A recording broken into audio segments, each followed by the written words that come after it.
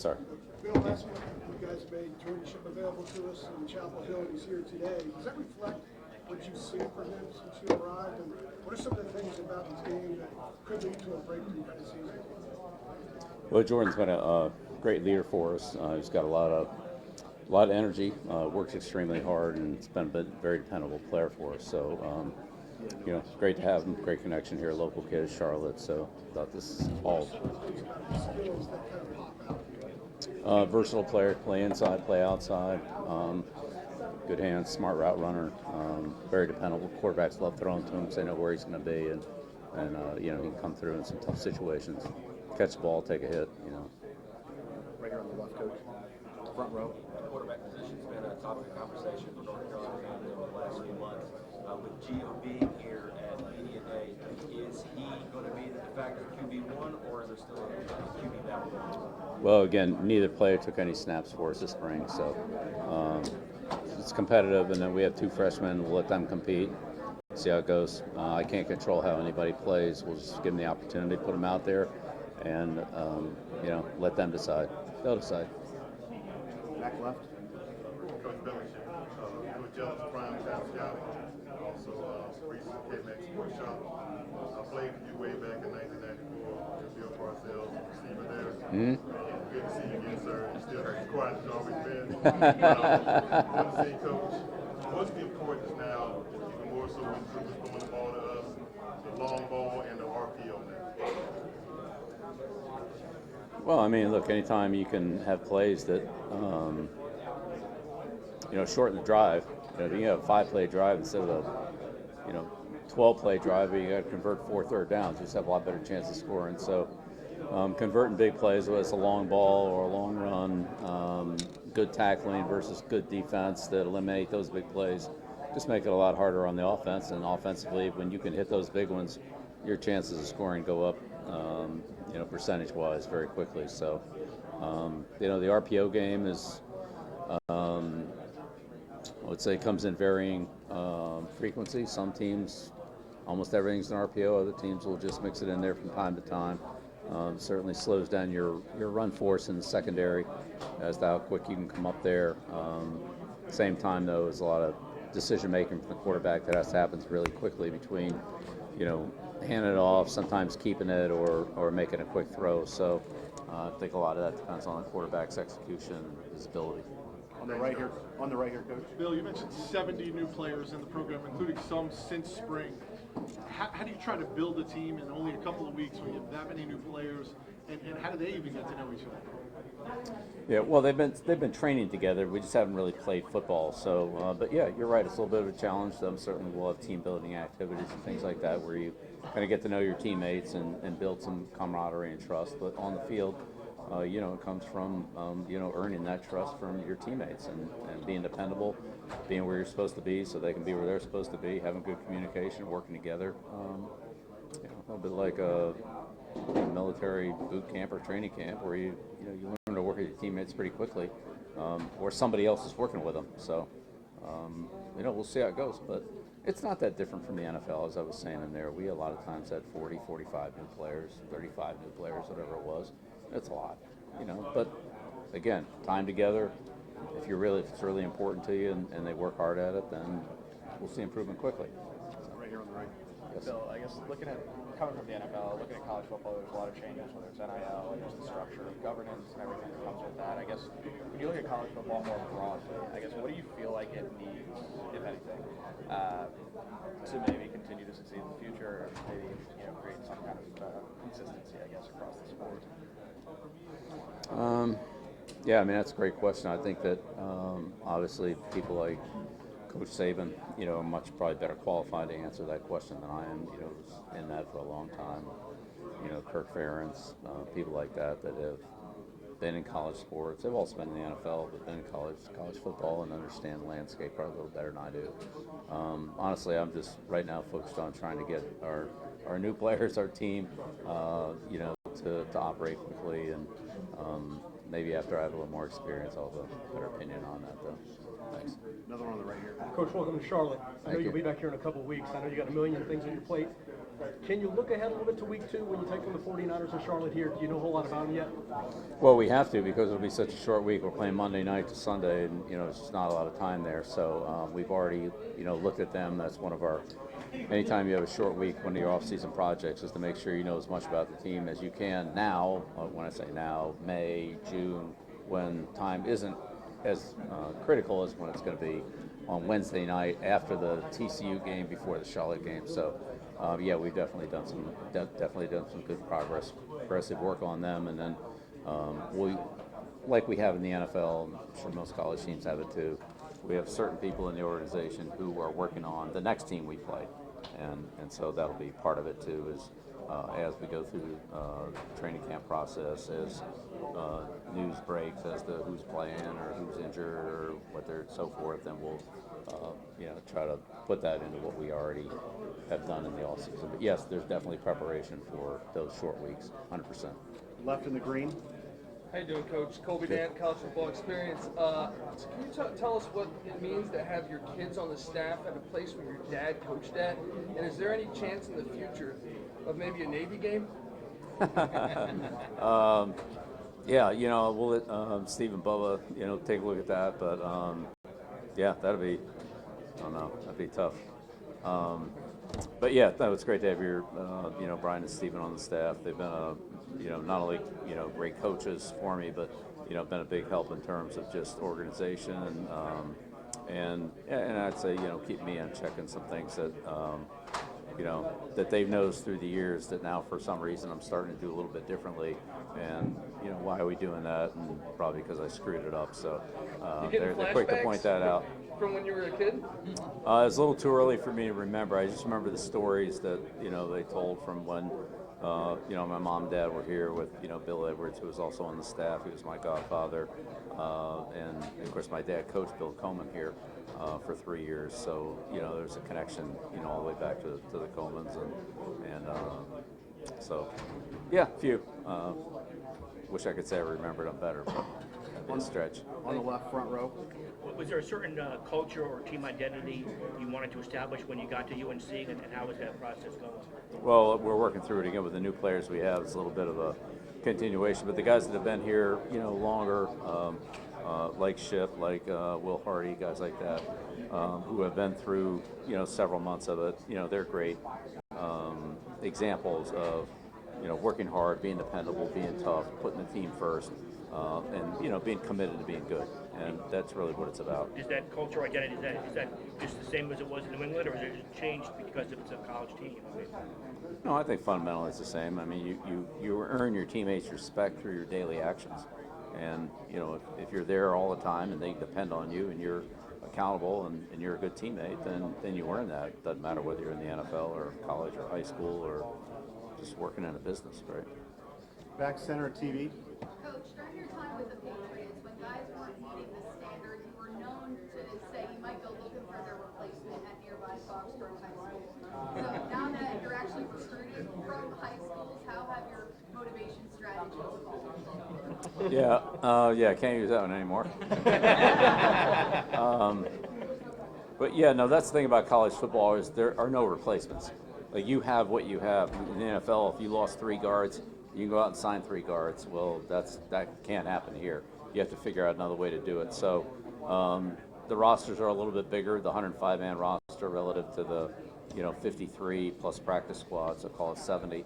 But yeah, you just have to build your roster that way. So, and I think most teams would have, 2 long snappers, 2 kickers, 2 punters. If you lose one, you need another one. So, whereas in the NFL, rarely would you carry 2 at a position like that. If you lost one, you'd go out and get another one. So it is a little bit different from that roster building standpoint. You have to think about your depth, and honestly, you have none. You have what you have, and that's it until next season. So there is a little different look at it from there. Yeah, great question. The record Foxborough High School class of 2016. On the left in the blue. Coach, as you acclimate to college football, everyone knows that your name carries a lot of weight and influence. Have you given any thought to how the college football playoff system should work? Coming from the NFL, where it was all based on results on the field, we're now in college, you have a committee of people making that decision. Do you think you'll ever get a chance to weigh in on that, help them kind of get to what we all probably want is it to be determined on the field? Yeah, I think maybe when I get a little more experience, I could comment on that. Right now, I haven't been through it, and I don't think really it's right for me to comment on. I'll leave that to the commissioner and the athletic directors and the other people, college coaches in our conference have had a little more experience than I have. Thank you, sir. Yeah, thank you. On the right here. Bill, what have you learned about the experience of being a head football coach in college that you didn't know, before, that maybe you just heard about talking to Nick and Kirk and guys you have relationships with? I don't think there's too much I didn't know. I'd say the number of players, the volume of players is a lot. Camps, campus camps, 7-on-7 camps, things like that. Recruiting, you're recruiting multiple classes at the same time. So right now we're recruiting 26s, right, for next year. But you've got to get in on the 27s and the 28s, or by the time you do, they're already too far down the road with somebody else. So if you want them, you got to start getting in on them early, and then you have the transfer portal, which is, in the NFL, realistically, it's maybe a couple hundred players. In college football, it's a couple thousand players. So the volume of players is a lot more. And I'd say, in the NFL, you have a pretty standard level of competition. Everybody plays each other. Well, again, in college football, you have so many different teams, conferences, levels that you don't get that same consistent level of play. So you have to, gauge how would this player do, if he played up in the, Power 4 conference, or how would this player do in a different style of offense, defense. There's more similarities in the NFL. On the right. Coach, going off of that, what is your philosophy on trying to introduce NFL-level schemes and concepts to college players without overloading? That's exactly what we're trying to do. That's my philosophy. So we're running it's a pro program, practice, training, food, schemes, terminology. It's all pro program. Not to the extent that we did it in the NFL. There'll be fewer plays, fewer adjustments, but it will be along those lines, and we'll use what we need. There's some things that I don't think we're going to need at this level, and there's other things that we are based on hash marks and things like that are a little bit different. The overtime system, red area could potentially come up a lot more than it did in the NFL on a percentage basis. So things like that you just have to take into consideration. But fundamentally, we're going to do as much as we can at a pro system without it overloaded. Right behind him. Coach, football is football no matter what the level, but the recruiting aspect of college sports is quite different. Are you finding yourself in lots of living rooms? Like, how have you approached that aspect? Yeah, so no, because if I was, that would be recruiting violations. So. What has been your strategy with? Yeah, so I can only be out, we can only be out 1 month as head coach, only about 1 month. So, they come to us, and so we recruit from on campus. But yeah, honestly, it's been great. I have a ton of respect for high school coaches and what they do for developing players. They're an important part of the process. The parents, obviously, or relatives, whoever it happens to be, in each person's individual case, how important it is for them to trust their son with us, and earning that trust through our relationships that we build from the assistant coaches, our staff members, and obviously the head coach, with the families of the recruits. So, but it's been a great process, and I've enjoyed, watching those players, meeting their coaches and their families, and I would say our players, these 4 guys in particular, have done a great job in hosting the recruits that have come in, talking to them about what's real, what in terms of campus life, academics, football, what the expectations are, and really that's what we want to do in recruiting, just be authentic. This is who we are. We're not going to really change too much. If this works for you, this is a great place. If it doesn't, then honestly, you're better off going somewhere else. And so we're not trying to, overhype or oversell something we can't deliver. We're trying to sell who we are, and I think a lot of people want that, but for the ones that don't, it's better for both of us that they go somewhere else. On the left, in the black. Coach, you mentioned Mike Shanahan in your intro as one of the coaches who made you better. Why do you feel like he hasn't gotten any or very little consideration for the Hall of Fame? Well, I think he should, but yeah, I mean, 2 Super Bowl championships, and I mean, Mike did a great job. You know, he and Alex Gibbs really developed that zone running game that almost every team in football runs today. It's not just, you know, the wins and losses, but I would say his contributions to the game. Obviously, his son Kyle is, you know, a great coach in his family, but yeah, I thought Mike was tremendous. We had, always had a hard time with defending Mike, and again, I became a better coach having to work against Mike and Mike's schemes. You know, it was Denver, and then later on when he went to Washington. So I think he should be, 100%. I think he should be in the Hall of Fame. Right there on the left again. Go Eagles. Yeah.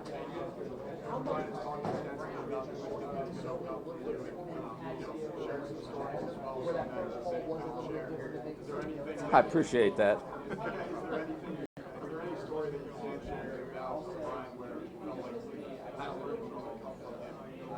Oh, plenty of them.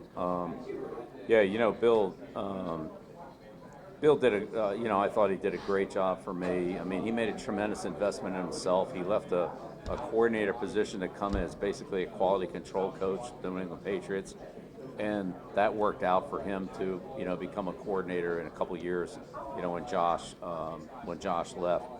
And so the investment that he made in himself and the confidence he had in himself, to go from a coordinator position to honestly kind of low man on totem pole at the Patriots, and then to, you know, rise back to that same position and then turn that into the head coaching job at Penn State was, you know, really that's what a lot of good coaches do. That's what Josh did. That's what, you know, Matt Patricia did. That's what Brian Dable did. That's what a lot of those guys, Nick Casario, a lot of those guys did that. And, you know, now you see a lot of these kids, they just want to skip that. They want to start at, you know, coordinator level, assistant general manager, assistant to the president, and then in a couple of years they're ready to take over, whatever it is.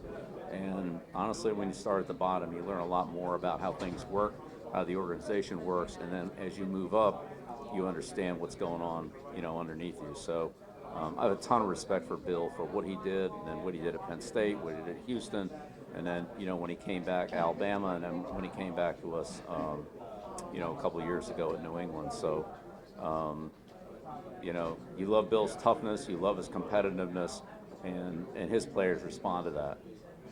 Second row in the center. Hi, Coach Belichick, Jen Lewis, 3 Chicks in a Pod, News Digital Media. And a two-part question, if that's okay. How did you come up with the idea for putting all of the NIL money into a pot, so to speak, and for y'all to just divvy it up? And I'm sorry, how did you come up with the idea to put all of the NIL money for the football program into a pot for you to kind of divvy it up amongst the players? Because that was pretty ingenious. Yeah, I mean, there's a lot of different components to paying players, I would say, and honestly, you know, Mike Lombardi is the one who really handles a lot of that and the logistics of it. And honestly, I would defer that question to Mike. Sorry. Second row on the left. Coach, this is Thomas Christopher from the Big Winners. The NCAA and House settlement, one of the fallouts of that is essentially more or less the death of the walk-on college athlete. And as a head coach, you've coached some great ones in Matthew Slater, Wes Walton, and countless others. Can I get your opinion on what that impact might be in college sports going forward? Well, again, you know, this is definitely above my pay grade decisions on that, but I would say you're right that the walk-ons are gone, but the scholarships went from 85 to 105, and so a lot of those kids that walked on between 85 and 105 previously are now scholarship. So I would actually say it's a better situation for, let's call it 20 kids per school times how many schools we got, right? I mean, I mean, you're talking about a lot more scholarships. Granted, we lose some walk-ons, but we also gain, the scholarships for some of those kids who weren't financially able to do the walk-on program, that they're now going to get, scholarships. So, I don't know, whatever that number is. I mean, it's, how many schools are playing, how many schools give scholarships. I mean, you're talking about that's a lot of scholarships. So, I'm not sure that the trade-off is a bad one. I'll just say that.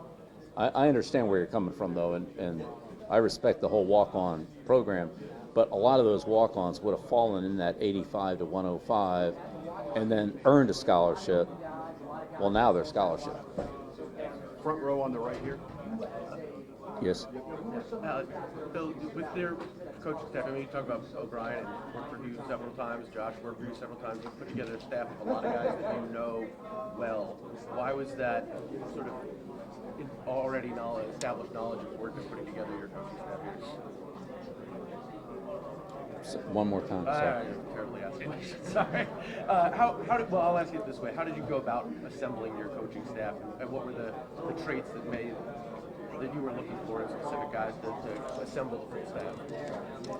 Well, a lot of our coaches have NFL experience, which is something to look at. It's not a necessity. Some of them have a lot of college experience, guys like Will Friend. And of course, Will worked and played with Freddie, and I think it's important for the offensive coordinator and the offensive line coach to have a good relationship, a good working relationship. That's an important one. Bob has a ton of experience. Bob Diago has a ton of experience in college football, former head coach. Has been a defensive coordinator, was most recently at LSU. So, I feel like the staff that we have has a lot of college experience. Garrett McGee, at Louisville, worked for us for a little bit at New England, coaching all the major conferences. So there's a lot of good college experience there, as well as some pro experience. So it's really a combination of, a younger staff, some younger people, some NFL people, and some people with good college experience. And so I think it's all kind of fits together. Back middle. Good.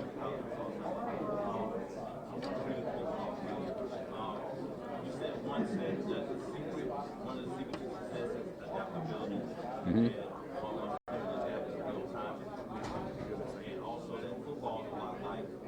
Yes.